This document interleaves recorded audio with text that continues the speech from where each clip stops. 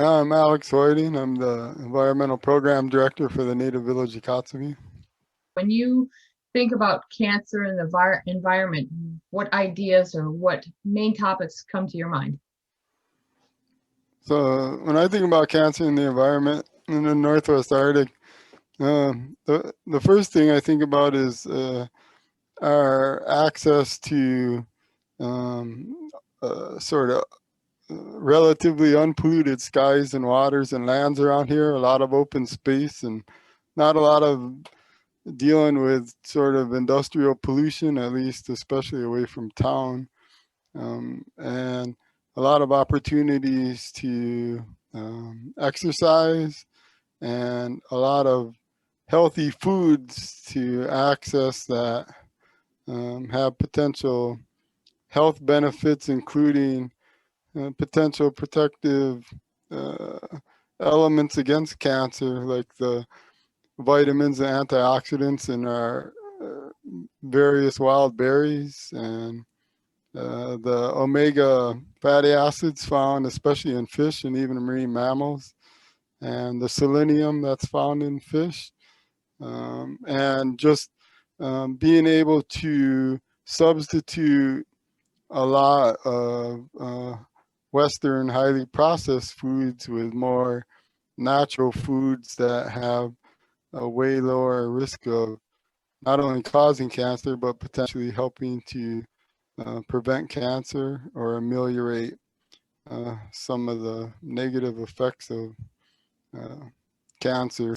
The association of at that time when people brought up subsistence foods, it was somewhat married with the discussion around contaminants.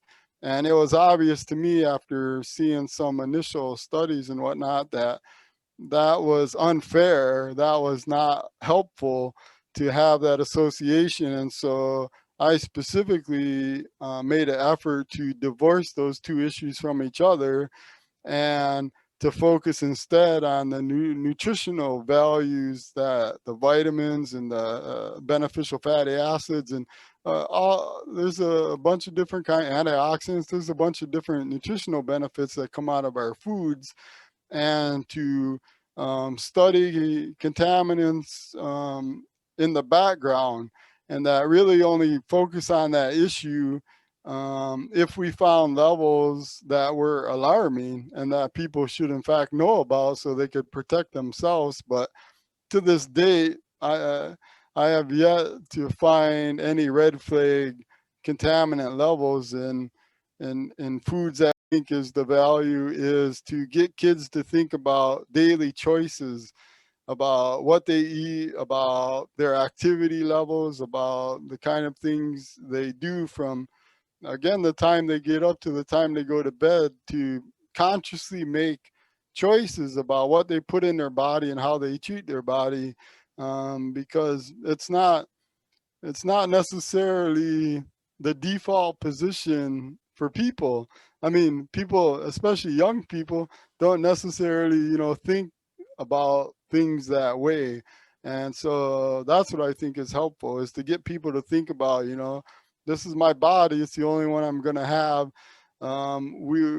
We know how we know about choices and how those can impact my life over time, and daily choices add up into monthly choices, into yearly choices, into lifetime choices. And so I could start thinking about the choices I make for my body, now. And so that's what I think the value is getting people thinking about the choices they make for themselves on a daily basis, healthy choices.